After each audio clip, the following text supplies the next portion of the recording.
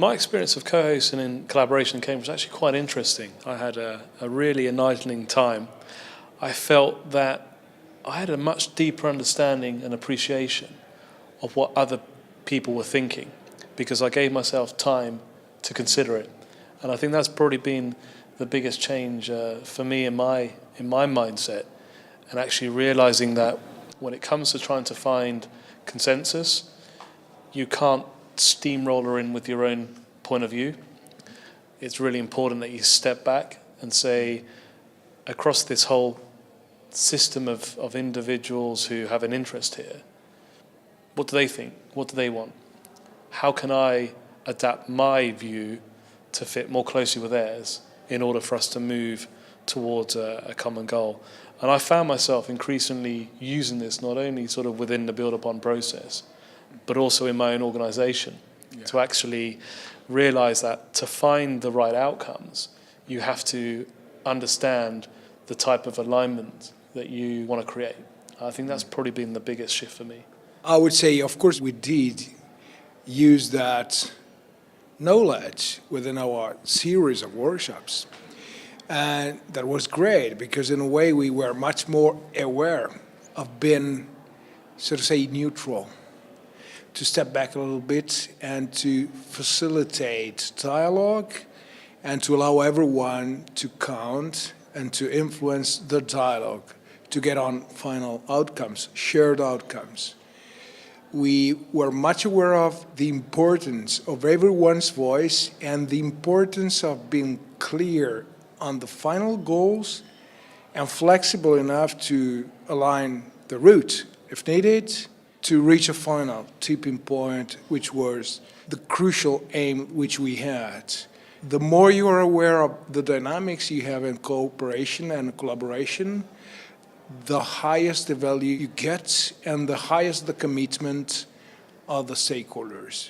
And that's what it happens that we used, or I used actually, within our organization as a new mindset, thinking in different terms and much more aware of the need of collective goals and the ways to maximize group outcomes, which is a totally different way of managing top-down, planning, tasks, goals, deadlines.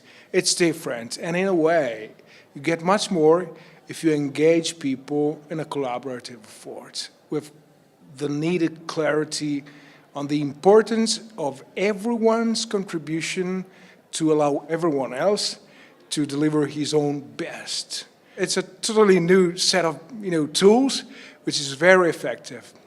So I take it the toolkit definitely works for us. Yeah, it works.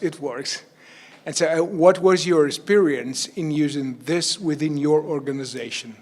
My experience has really been centered on trying to understand where different colleagues within the business are coming from in terms of their understanding and level of interest in renovation topics, in renovation policy topics, because more often than not, many colleagues are focused on the here and now and what matters to them in their world and their next immediate task, and actually trying to sort of lift them up to realize there's a bigger picture here, which if they engage with, they can find their place in that discussion, find that their own outcomes can be realized, but really contribute to a kind of broader, more richer piece of content that brings their expertise into that process rather than outside of that process, where without their participation, we're not going to move forward and realize the role that for them, the new technologies they're working on can play in the refurbishment of new properties. And if I may ask something more, which is coming from the experience, several years working with different stakeholders, do you believe that it's crucial to start at the very beginning, engaging all the stakeholders or, the colleagues, whatever it is, in a new project or process or goal, path, or is it enough to engage them along the way? I think it really depends on the stakeholder and your relationship with them.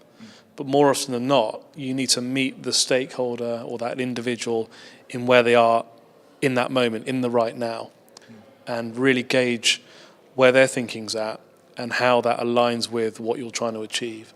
Sometimes that can be done whilst you're both moving. Sometimes you have to pause and stop and reflect.